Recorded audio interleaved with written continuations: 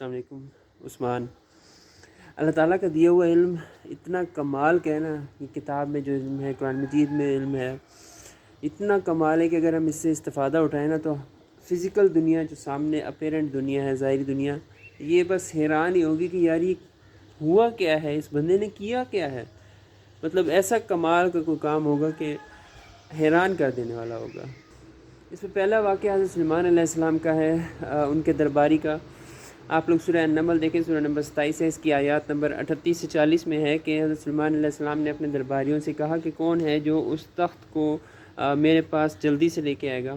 تو ایک دیو ہیکل کوی سے جن نے کہا کہ میں اس سے پہلے کہ دربار اٹھے وہ آپ کے پاس لے آؤں گا، میں اس کی طاقت رکھتا ہوں اور امانت دار بھی ہوں۔ اور ایک اور جس کے پاس کتابوں کا علم تھا، اس نے کہا کہ میں پلک جھپکتے میں یہ آپ کے پاس لے آؤں گا۔ اور انہوں نے دیکھا تو وہ تخت ان کے سامنے موجود تھا۔ یہ واقعہ کتاب کے علم کی طرف بڑی زبردست قسم کی ہمیں نشاندہی کرتا ہے کہ کتاب کا علم اگر کسی کے پاس ہونا تو وہ ایسے کام کر سکتے ہیں جو اپیرنٹ فزیکل ورلڈ میں ناممکن سے دکھائی دیتے ہیں۔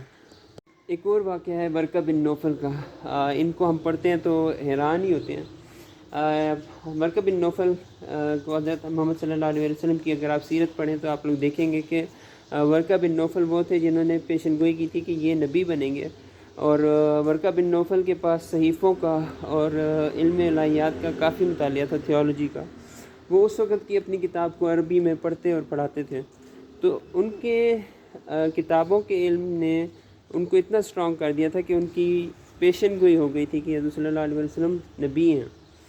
تو یہ بھی ایک علم کی ہی خصوصیت ہے کہ کسی کے پاس علم ہو تو وہ کیسے ایکسٹرا آرڈینری تھاٹس تک پہنچ جاتے ہیں۔ مارٹن لنگز ابو بکر سراج الدین اپنی بک جو سیرت النبی صلی اللہ علیہ وسلم پر ہے اس میں لکھتے ہیں کہ ورقہ کی ایک بہن تھی قتیلہ اور ورقہ میں اس بات پر بہت زیادہ بات چیت ہوتی تھی کہ ایک نبی آنے والے ہیں۔ قتیلہ کافی ڈیٹیل میں اس معاملے پر بات چیت کر چکی تھی ورقہ سے۔ اب یہ دور چل رہا تھا کہ حضرت عبدالمطلب حضرت عبداللہ کی شادی کرا رہے تھے حضرت آمنہ کے ساتھ، اور ساری رونق اس علاقے میں اس معاملے پر چل رہی تھی کہ ایک شادی ہونے والی ہے۔ حضرت عبداللہ کے بارے میں بھی کہا جاتا ہے کہ بہت خوبصورت تھے اپنے وقت کے، یوسف کہلائے جاتے تھے، اور کہتے ہیں کہ کوئی مرد و زن نہیں تھا جس نے اپنی یاد میں ان جیسا کوئی خوبصورت نوجوان دیکھا ہو۔ وہ 25 برس کے تھے اس وقت، اور وہ اور حضرت عبدالمطلب جا رہے تھے تو راستے میں ان کا اس گھر سے گزر ہوا جدھر قتیلہ رہتی تھی، اور وہ قتیلہ اپنے گھر کے دروازے پر کھڑی ہوئی تھی، وہ ساری رونق دیکھنے کے لیے کہ کیا رونق چل رہی ہے اس علاقے میں۔ جب وہ ادھر سے گزرے حضرت عبدالمطلب اور حضرت عبداللہ تھوڑا آگے گئے تو قتیلہ نے پیچھے سے آواز دی۔ حضرت عبدالمطلب نے اپنے بیٹے کا ہاتھ چھوڑ دیا کہ جاؤ اپنی چچا زاد کی بات سن لو۔ قتیلہ حضرت عبداللہ سے انہوں نے ان کو غور سے دیکھا اور ان سے کہا کہ مجھے اپنی زوجہ بنا لو۔ یہ اس لیے کہ قتیلہ نے ان کے چہرے پہ وہ نور دیکھ لیا تھا جس کے بارے میں ورقہ سے وہ بات چیت کیا کرتی تھی۔ ان کو اندازہ ہو رہا تھا کہ یا تو یہی وہ نبی ہیں جو آنے والے ہیں یا ان کی اولاد میں سے ہوگا وہ نبی۔ تو اس لیے قتیلہ نے ان سے ڈائریکٹ ہی کہہ دیا کہ مجھے اپنی زوجہ بنا لو، تمہیں فائدہ ہوگا۔ اونٹوں کے بارے میں بات کی انہوں نے، لیکن حضرت عبداللہ نے کہا کہ میں اپنے والد صاحب کے ساتھ ہوں، ان کی خلاف ورزی نہیں کر سکتا۔ تو ان کی شادی پہ حضرت آمنہ سے ہو گئی۔ کچھ عرصہ گزر گیا، پھر ان کا ایک دن گزر ہوا اسی راستے سے، قتیلہ دوبارہ سے باہر کھڑی تھی، اور حضرت عبداللہ نے دیکھا کہ وہ بہت غور سے حضرت عبداللہ کو دیکھ رہی ہیں۔ حضرت عبداللہ نے ان سے پوچھا کہ اب کیا وہ بات نہیں کرو گی جو تم نے مجھ سے اس دن کی تھی؟ تو قتیلہ نے کہا کہ اب آپ کے چہرے پر وہ چیز نہیں رہی جو اس وقت مجھے نظر آ رہی تھی۔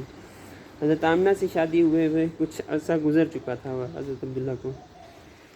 تو یہ ایک واقعہ بھی شو کرتا ہے کہ آپ کے پاس اگر علم ہو نا، یا آپ علم والوں کی صحبت میں بھی بیٹھنا شروع کر دیں تو آپ کے پاس وہ علم پہنچ جاتا ہے جو عام لوگوں کے پہنچ سے دور ہوتا ہے، جسے عام لوگ نہیں سمجھ پاتے، لیکن آپ لوگ اس کے مطابق کافی ایکسٹرا آرڈینری لیول پر پہنچ جاتے ہیں۔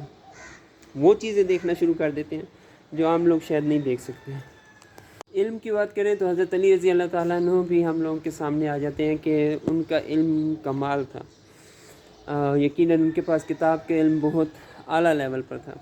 ایک واقعہ جو ابن اسحاق نے اپنی کتاب میں جو سیرت النبی صلی اللہ علیہ وسلم پر ہے، اور جو اولین کتابوں میں سے سمجھی جاتی ہے سیرت النبی صلی اللہ علیہ وسلم پر، اس میں لکھا ہے کہ حضرت علی رضی اللہ تعالیٰ عنہ غزوہ خیبر کے موقع پر وہ لڑ رہے تھے، ایک یہودی نے وار کیا اور ان سے ان کی ڈھال گر گئی۔ انہوں نے خیبر کا ایک قلعے کا دروازہ اٹھایا اور اس کو اپنی ڈھال بنا کر لڑتے رہے یہاں تک کہ سارا معاملہ جنگ کا ختم ہوا، غزوہ کا ختم ہوا۔ وہ ڈھال رکھ دی اور پھر کہتے ہیں کہ 7 یا اس سے زیادہ لوگوں نے اس دروازے کو الٹنے کی کوشش کی، لیکن وہ اٹھایا نہیں جا رہا تھا۔ یہ بھی اگین شو کرتا ہے کہ اگر آپ کے پاس علم کی طاقت ہو نا تو وہ آپ کو بہت اعلیٰ لیول پر لے کے جا سکتے ہیں۔ وہ جو حضرت سلیمان علیہ السلام کے دور میں شخص تھا، وہ تخت لے کے آ گیا تھا، تخت بھی یقیناً بھاری رہا ہوگا، اور وہ بھی پلک جھپکتے میں لے کے آیا تھا۔ اور یہ واقعے میں حضرت علی رضی اللہ تعالیٰ عنہ نے خیبر کے قلعے سے ایک دروازہ اٹھا لیا، اور یقیناً وہ دروازہ بہت بھاری تھا۔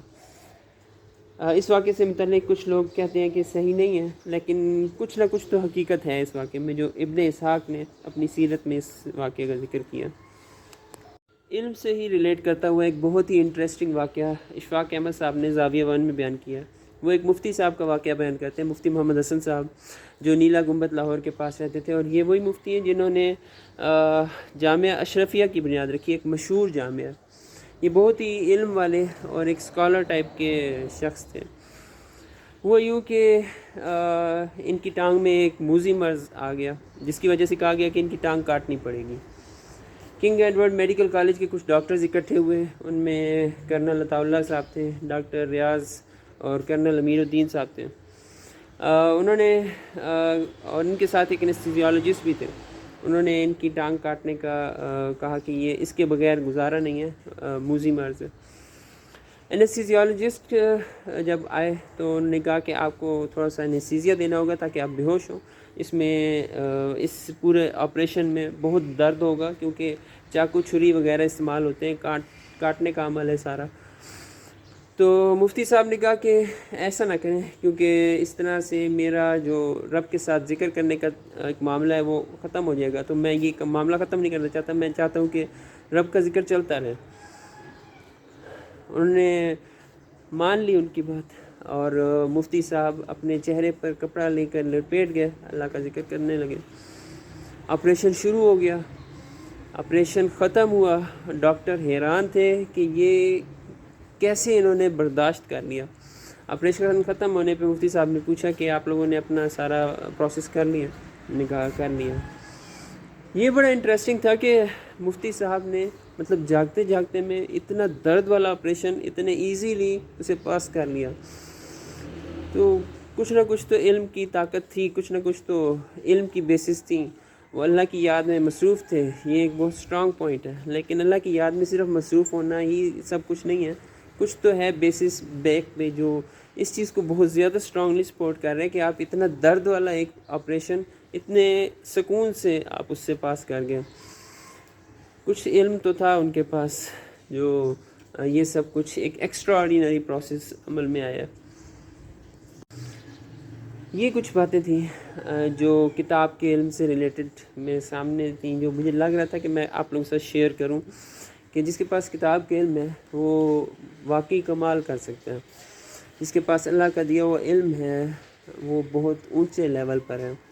تو ہمیں اللہ تعالیٰ علم حاصل کرنے کی توفیق دے، ہمارے علم کو بڑھائے، آمین۔ جزاکم اللہ خیر۔